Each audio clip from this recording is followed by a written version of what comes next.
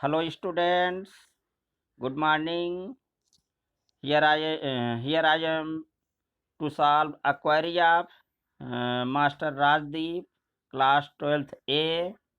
इन्होंने हमको एक क्वेरी भेजा है और बोला कि sir what is inbreeding depression. इनकी क्वेरी देखकर मुझे अच्छा भी लगा that some students are taking interest in my classes, so I just come to the topic inbreeding depression। अब यहाँ आप लोग समझे इनब्रीडिंग डिप्रेशन क्या है। इनब्रीडिंग डिप्रेशन हम सिंपली इसको बताते हैं कि if we allowed self fertilization in the same reproducing population, एक पॉपुलेशन है जो कि जेनेटिकली सिमिलर है और उनमें कंटिन्यूअस सेल्फ फर्टिलाइजेशन होता जाता है, तो आफ्टर सम टाइम कुछ समय के बाद इसमें क्या होता है कि इनकी जो बायोलॉजिकल फिटनेस है वो थोड़ा पुअर हो जाती है, या कोई ट्रेट जो है जो कि पुअर क्वालिटी का है वो कंटिन्यूअसली आगे बढ़ता जाता है।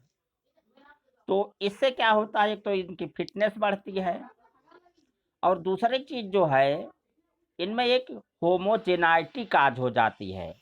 होमोजेनाइटी हम आगे भी पढ़ाएंगे। आप लोगों ने देखा है कि मेंडेलियन रूल्स में देखा कि फर्स्ट लॉ में आपने देखा कि when we cross between tall plant and dwarf plant then we find that in the F1 generation there is only one type of plant are produced, that is tall plant। तो यहाँ टाल जो क्या है ये डोमिनेंट ट्रेट है और dwarf है जो है रिसेसिव ट्रेट है। अब फिर से हम इसको देखे हैं, रिसेसिव ट्रेट है, लेकिन अगर इनको हम सेल्फ फर्टिलाइजेशन होने दें, जो F1 जनरेशन के ट्रेट हैं उनको अगर हम सेल्फ फर्टिलाइजेशन होने दें तो हम देखते हैं कि सेकेंड जनरेशन में हमें 3 टाइप्स के प्लांट मिलते हैं। वैसे मार्फोलॉजिकली आप लोग देखेंगे तो 2 ही तरीके के होंगे, जो टाल प्लांट होता है और ड्वार्फ प्लांट होते हैं वो 3:1 के रेशियो में अपीयर हो जाते हैं।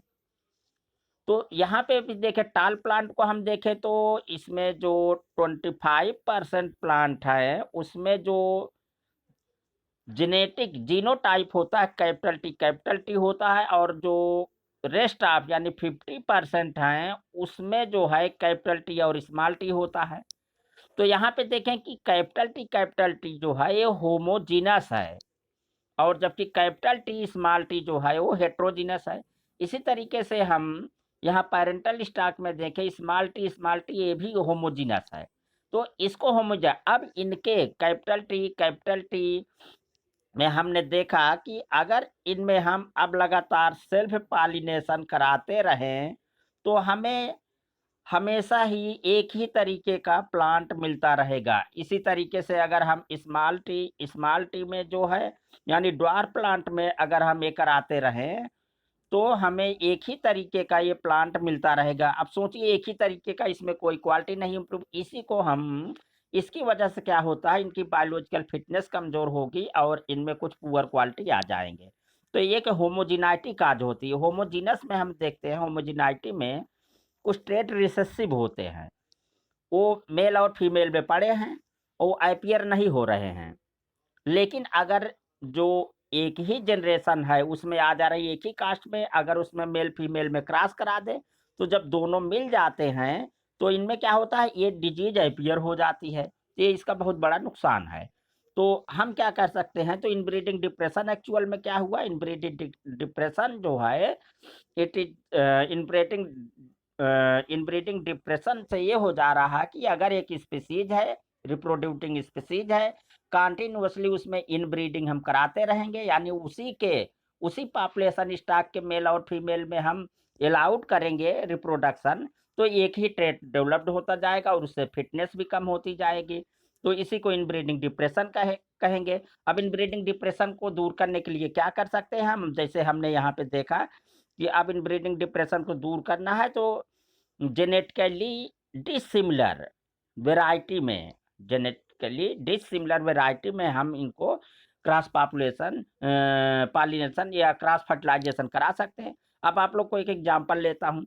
जैसे एक्जोटिक स्पीसीज हमारे यहाँ होती, काऊ को लेते हैं। एक्जोटिक स्पीसीज मतलब जो है जो फॉरेन से कोई वैरायटी इंट्रोड्यूस की जाती है। तो काऊ की एक फॉरेन वैरायटी इंट्रोड्यूस की गई अपने यहाँ, उसको आप लोग जानते हैं जर्सी। जर्सी जो है ये फॉरेन से इंट्रोड्यूस की गई। और अपने यहाँ जो इंडाजीनस काऊ है यानी देसी गाय जो है उसमें आप जानते हैं रेड सिंधी।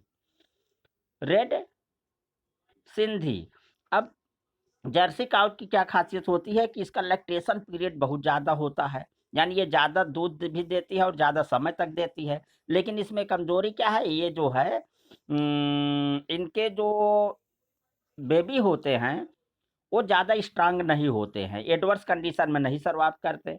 हमारी जो रेड सिंधी देसी काउज है इसमें लैक्टेशन पीरियड कम होता है, बहुत कम दूध देती है, लेकिन इनके बछड़े जो है बहुत मजबूत होते हैं।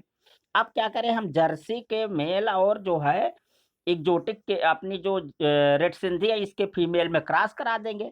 तो जो ऑफस्प्रिंग पैदा होगी अब क्या होगी? उसका लैक्टेशन पीरियड लंबा होगा यानी दूध भी ज़्यादा देगी। और दूसरा कैरेक्टर हमारी देसी गाय से उसमें चला गया, इनके जो बछड़े जो होंगे वो बहुत मजबूत होंगे और वो खेती करने के काम में आएंगे। तो जो नया ट्रेड हो गया वो हाइब्रिड विगर हो गया।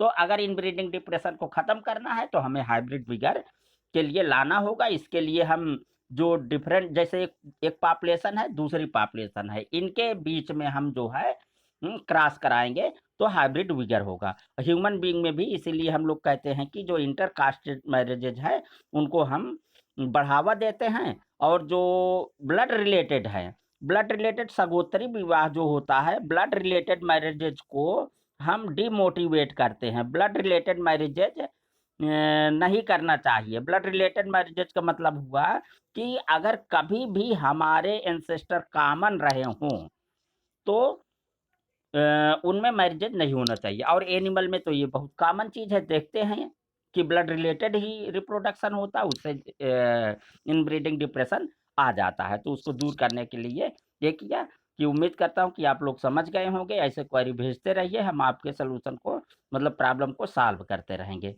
Thank you.